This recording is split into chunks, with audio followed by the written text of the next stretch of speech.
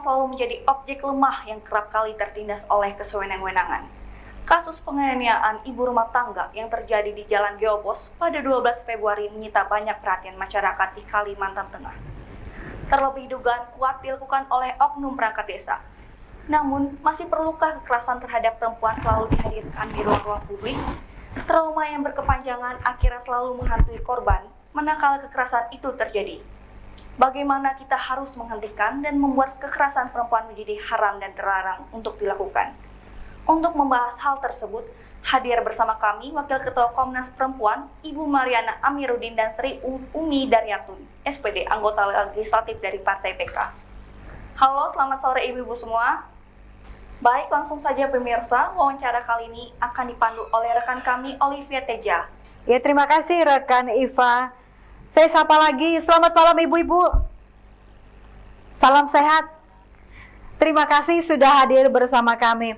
Kita langsung saja Bu, seperti tadi prolog di awal dikatakan bagaimana kronologis itu terjadi. Yang ingin saya pertanyakan pertama kepada Ibu Mariana Amiruddin.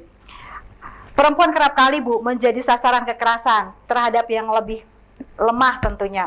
Dari si kuat kepada si lemah. Kemudian kemajuan zaman, kemajuan teknologi, lebih gampang orang mengakses digital sekarang ini bahkan di genggaman tangan. Tetapi kita melihat peningkatan kekerasan, kemudian pelecehan terhadap wanita dan anak itu pun sering kali terjadi. Fenomena apa ini Bu sebenarnya yang terjadi di masyarakat kita saat ini? Sebetulnya memang kita masih menganggap kekerasan itu adalah hal yang wajar, termasuk terhadap perempuan ya. Dan kalau tadi kita perhatikan bagaimana peristiwa itu terjadi di ruang publik ya, yang diasumsikan itu adalah persoalan yang kecil sebetulnya, tapi di ruang publik dan bisa menyulut emosi dan budaya kekerasan kita tuh masih kuat, dan terutama laki-laki yang biasanya mengambil sikap itu apabila mengalami emosi yang tinggi, dan biasanya ketika terjadi pada perempuan maka itu menjadi persoalan karena di sisi lain budaya kita melihat bahwa memukul perempuan itu bukanlah seharusnya laki-laki, ya kan? Nah itu yang menurut saya memang kita perlu memberikan pemahaman pada masyarakat bahwa kekerasan itu bukan cara yang baik dalam menyelesaikan masalah. Kira-kira itu sementara jawaban saya. Kemudian kalau melihat dari perkembangan sekarang, semua orang pun bisa mengakses media Bu, lebih gampang. Apakah di dalam media itu sendiri kita tidak mendapatkan pembelajaran karakter atau seperti apa? Sehingga media ini seharusnya bisa digunakan untuk yang positif, tetapi kita sering melihat dan juga membaca bahkan masih banyak ya terdapat kejadian seperti ini gitu loh Bu. Ya, di sisi lain juga sosial media sebagai salah satu media yang dianggap sudah canggih ya, karena setiap orang pasti memiliki gadget untuk bisa mengakses sosial media. Itu isinya juga banyak kekerasan.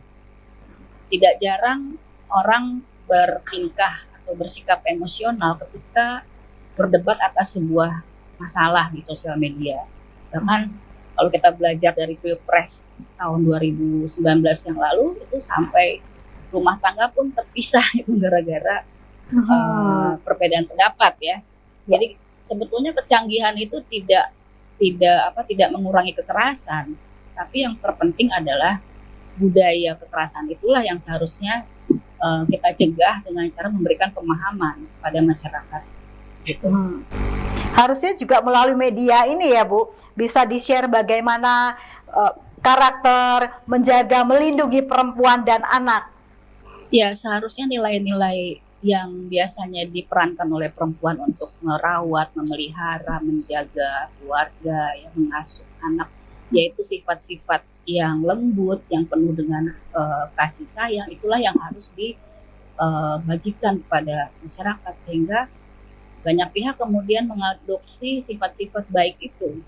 Nah, masalahnya kan sifat-sifat ini kan dianggap lemah, ya kan? Ya. Kalau sifat lembut, apa itu dianggapnya lemah. Kalau berkasih sayang dianggapnya lemah. Padahal itu sama sekali salah. Justru itulah kekuatan kita untuk tidak menimbulkan kekerasan dalam budaya kita. Oke, saya beralih ke Ibu Sri Umi Daryatun, anggota legislatif dari Partai PKS. Saya sapa dulu, selamat malam Ibu. Selamat malam. Salam sehat Ibu. Oke, kita tadi sudah menjelaskan, mendengarkan pemaparan dan penjelasan dari Wakil Ketua Komnas Perempuan. Pertanyaannya Bu, kekerasan pada perempuan masih acap kali terjadi. Bahkan dari data UPTD tahun 2021, 60 kasus itu masih terjadi di Kalteng. Mengapa Bu? Kalau dari analisis atau dari pandangan Ibu sendiri? Oke, saya jawab. Saya berusaha membantu jawabnya. Kalau menurut saya secara pribadi, kasus kekerasan yang terjadi itu sebelum kita menyalahkan semua pihak, kita evaluasi dulu kepada keluarga kita. Apakah kita sudah membekali anak-anak kita dengan pendidikan dan adab yang baik, serta mencontohkan di dalam keluarga kita sebagai masyarakat terkecil dulu, apakah kita dari kecil sudah mengajarkan kepada anak kita untuk menghormati dan menghargai yang lebih tua seperti itu. Setelah anak kita didik di keluarga kita dengan nilai-nilai ilmu dan adab yang baik, di sekolahan pun mereka akan mendapatkan tambahan ilmu yang lebih khusus di pendidikan adab gitu kan, dan budi pekerti. Karakter dan budi pekerti seperti itu. Jadi anak-anak kita ke depannya kalau sudah dibekali oleh keluarganya dengan adab yang baik dan ditambahkan dengan edukasi di sekolahan, insya Allah ini akan membekali anak-anak kita bisa menghormati kepada yang lebih tua seperti itu. Basicnya dari keluarga. Iya, basicnya dari keluarga dulu Mbak. Kita dari keluarga dulu menanamkan nilai-nilai yang baik, mengajarkan nilai-nilai yang baik kepada anak-anak kita sebelum kita menyalahkan siapapun seperti itu. Kalau untuk masalah perlindungan perempuan dan anak Bu, seperti apa Ibu menilai saat ini? Untuk khusus di Kalimantan Tengah, karena kita masih seringkali melihat kejadian-kejadian seperti ini tidak hanya terjadi pada si ibu ini saja, karena dari data sendiri kan sudah jelas mengatakan 60 kasus. Sepertinya ini kalau di wilayah Kalimantan Tengah masih adat dan budaya ya, adat dan budaya. Karena anak-anak kita yang mulai remaja seperti itu kadang-kadang bisa salah pergaulan sehingga mereka yang asalnya anak baik-baik karena tidak mendapatkan edukasi yang baik, akhirnya mereka terjerumus kepada pergaulan yang tidak sehat dan akhirnya akan mempengaruhi karakter si anak tadi dalam pergaulan. Sehingga nilai-nilai yang dulu diajarkan itu bisa luntur karena pergaulan dan pengaruh teman-teman yang tidak baik seperti itu. Lingkungan sosial. Lingkungan sosial. Oke. Kalau Ibu sendiri melihat Bu, kejadian kemarin, peristiwa kemarin dan juga beredar di media sosial bagaimana oknum perangkat desa yang usia 27 tahun vs ibu rumah tangga yang berumur 48 tahun. Kalau dari saya pribadi, saya sangat menyesalkan kejadian itu. Saya turut prihatin kepada ibu yang menjadi korban, sesama perempuan.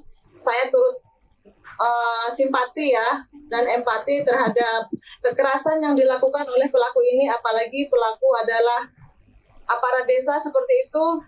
Karena seyogyanya kepala desa itu kan memberikan contoh dan dicontoh oleh masyarakatnya. Kenapa bisa berbuat sedemikian kasar dan jahatnya kepada ibu yang lebih tua seperti itu? Jadi saya mohon kepada aparat untuk menindak secara adil kepada aparat yang telah berbuat kasar dan menganiaya ibu ini. Walaupun pada saat ini proses hukum pun terus berjalan. Iya. Kalau dari sisi sosial, Ibu tetap mengharapkan bahwa tidak terjadi lagi seperti ini, apalagi dari seorang laki-laki yang lebih muda usia kepada yang lebih tua.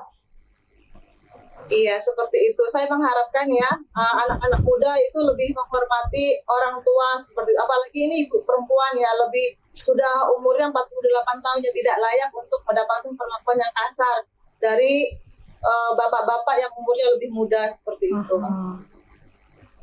Oke. Saya beralih lagi ke Ibu Komnas Perempuan. Ibu Mariana masih bersama saya? Ya, saya masih di sini. Oke. Ibu, sanksi hukum dan sosial yang seharusnya didapatkan oleh pelaku, terlebih pelaku ini sudah kita ketahui oknum perangkat desa yang seharusnya menjadi pengayom dan menjadi contoh bagi warganya, tidak hanya di tempat dia bertugas, Ibu. Ya, sebetulnya siapapun tidak layak untuk melakukan tindakan seperti itu ya, kecuali anak-anak, karena anak-anak itu masih belum tahap dewasa dan ketika dia marah, dia pasti akan berlaku seperti itu dan itu bisa diarahkan. Tapi kalau orang dewasa di atas 18 tahun, apalagi dia memiliki jabatan sebagai aparat, memang seharusnya tidak melakukan hal tersebut. Itu kan seperti main hakim sendiri juga ya, apalagi yang dia hadapi itu adalah seorang ibu gitu. Dan kalaupun ibu itu bersalah, kalaupun ya, itu seharusnya bisa dibicarakan dengan baik-baik, dibawa ke kantor misalnya, atau diajak di tempat yang lebih tenang untuk bisa dibicarakan dengan baik-baik. Ini memberi contoh bahwa setiap ada masalah itu harusnya bukan dengan kekerasan, tapi dengan dialog. Begitu menurut saya. Bahkan jangan sampai terjadi di ruang publik yang bisa dilihat oleh anak-anak yang melintas di jalanan ataupun siapapun yang pada saat itu melihat. Ya, dimanapun sebetulnya ya. Memang kalau di ruang publik itu jadi tontonan ya, tontonan yang menarik malah sampai masuk berita. Jadi bahkan semua bisa mengakses video itu ya Bu, mengambil gambar pada saat itu. Ya, akibatnya jadi tontonan dan terus terang bahwa budaya kita itu sangat suka dengan kekerasan sebetulnya, sampai dia direkam dan disebarkan ya kan, dan itu menjadi gosip atau perbincangan yang kita juga pun nggak tahu itu masalah apa ya. Jadi itulah cermin bagaimana budaya kekerasan kita itu masih terjadi dan itu dilakukan juga oleh orang-orang tertentu seperti dalam kasus ini. Ibu, sejauh mana perangkat hukum baik undang-undang maupun aparat hukum melindungi perempuan terhindar dari yang namanya kekerasan ini Bu? Baik kekerasan verbal, kekerasan non-verbal. Kalau untuk kekerasan terhadap perempuan, kita hanya memiliki undang-undang kekerasan dalam rumah tangga. Sementara undang-undang yang lain itu tidak ada yang khusus untuk perempuan kaitannya dengan kekerasan ya, kecuali tindak pidana perdagangan orang atau manusia atau biasanya perempuan ya, karena itu isinya adalah kekerasan. Nah, yang lain tidak ada. Jadi yang ada adalah tindak pidana umum atau KUHP, di mana laki-laki dan perempuan itu bisa mengadukan bahwa dia mengalami kerugian secara fisik, misalnya karena mengalami pemukulan atau apa, tapi secara khusus bahwa itu kekerasan terhadap perempuan, itu hanya yang saya katakan tadi, baru undang-undang kekerasan dalam rumah tangga. Adakah regulasi ke depan yang mungkin akan digodok oleh teman-teman sehingga perempuan lebih terlindungi lagi dalam seperti kasus seperti ini, Bu? Menurut saya paling utama sebetulnya bukan dengan undang-undang, tapi dengan pemahaman edukasi dan pemahaman lebih, ya, edukasi pemahaman terhadap masyarakat di tingkat pendidikan. Jadi sejak kecil itu sudah harus diajarkan, bahkan di dalam keluarga. Nah, kalau bapaknya juga suka mukul, suka membentak-bentak istrinya atau ibunya, ya anak-anak akan meniru itu. Jadi ini persoalan budaya sebetulnya. Kalau undang-undang sudah ada, asal kita tidak terima dengan perlakuan fisik, kekerasan fisik, itu siapapun bisa mengadukan dan menuntut ya, siapapun. Tapi untuk perempuan itu memang sangat minim ya undang-undangnya. Ada lagi pertanyaan kemudian, Bu. Apabila kedua belah pihak tidak bisa menerima ini, sama-sama saling mengadu ke hukum. Seperti apa ini, Bu, akhirnya, Bu? Pelaku merasa dia juga tidak terima, kemudian melapor, si korban pun melapor. Seperti apa ini ranahnya di tengahnya? Tergantung kepada isi tuntutannya ya, dan biasanya hukum akan tahu mana yang dirugikan dan mana yang melanggar, mana yang tidak melanggar. Jadi kalau saling mengadu itu sekarang memang lagi musim, karena setiap orang sekarang Punya hak. merasa tidak puas, lalu mulai sedikit mengerti hukum, cara membalas dendam, lalu mereka gunakan hukum tersebut hanya karena balas dendam sebetulnya. Tapi sebetulnya yang paling pantas melakukan pelaporan itu adalah orang yang paling menderita, orang yang paling dirugikan. Itu ya, zaman Ibu, sekarang begitu. kemana si korban ini meminta perlindungan selain kepada pihak berwajib sehingga trauma healing ini bisa terobati? Menurut saya pihak berwajib sebetulnya lebih paham ya dengan kasus yang ada, melalui kronologi yang ada, melalui penyelidikan dan penyidikan, siapa yang bersalah di situ, siapa yang paling dirugikan, karena memang hukum itu tujuannya untuk keadilan bagi setiap warga negara di Indonesia. Nah, saya rasa sampai kekerasan fisik di ruang publik itu kan sifatnya kan sudah memperlakukan seseorang itu dengan menjatuhkan martabat ya, banyak sekali di situ yang bisa kita tangkap sebagai ketidakadilan terhadap seseorang. Jadi bagaimana caranya ya, kita berharap kita serahkan kepada aparat hukum yang seharusnya lebih paham di mana pihak yang dirugikan dan di mana pihak yang melanggar. Oke, terakhir Bu, apa harapan dan himbauan Ibu sehingga kasus-kasus serupa ini atau kasus-kasus lain tidak menimpa yang lain? Budaya kekerasan itu menurut saya yang paling banyak dilakukan oleh laki-laki ya, secara fisik ya. Tapi secara perempuan juga bisa melakukan kekerasan. Tapi yang paling dikenalkan di budaya kita kekerasan itu adalah pada laki-laki. Jadi kita semua harus belajar dan memberikan edukasi, pemahaman bahwa itu tindakan yang merugikan siapapun. Di dalam rumah tangga pun banyak kekerasan, ya. Di sekolah juga. Lalu di institusi-institusi negara, bullying segala macam, ya kan, perundungan itu banyak sekali. Jadi kita harus edukasi untuk setiap orang stop melakukan kekerasan supaya tidak ada yang dirugikan, tidak ada yang disakiti ya. Menurut saya itu. Oke, saya bergeser ke anggota DPR dulu. Ibu, bagaimana teman-teman dari Dewan khususnya perempuan, mengingat di DPR pun ada keterwakilan 21 untuk perempuan. Bagaimana teman-teman di sini memberikan edukasi kepada masyarakat sehingga hal serupa tidak terjadi lagi kepada yang lain? Iya, baiklah Mbak. Kalau kita yang ada di Dewan ini, alhamdulillah sudah berusaha juga mengedukasi kepada kader-kader terutama dan konstituen kita, memberikan pemahaman kepada mereka untuk tidak meminimalisir kejadian-kejadian kekerasan dalam rumah tangga khususnya dan kekerasan di ruang publik seperti itu. Kita untuk wilayah Kabupaten Kapuas juga misalnya ada kekerasan yang terjadi itu, ada bantuan hukum untuk mereka yang membutuhkan seperti itu. Itulah tugas kita sebagai perempuan, perwakilan daripada perempuan yang ada di masyarakat untuk menjembatani dan memfasilitasi bagi perempuan yang mengalami kekerasan maupun tindakan hukum. Begitu Mbak. Oke, Ibu, kalau Ibu tadi sempat menyinggung edukasi, mulai dari karakter anak-anak di rumah tangga, di keluarga, kemudian ke sekolah, ke tingkat yang lebih tinggi, kemudian sosial. Apa tahap pertama yang dilakukan lagi untuk edukasi ke depan? Mengingat sekarang kan masih pandemi, Bu. Kalau untuk bertatap muka kan lebih sulit. Iya. Bagaimana teman-teman dari Dewan khususnya perempuan untuk memfasilitasi ini, mensosialisasikan ini?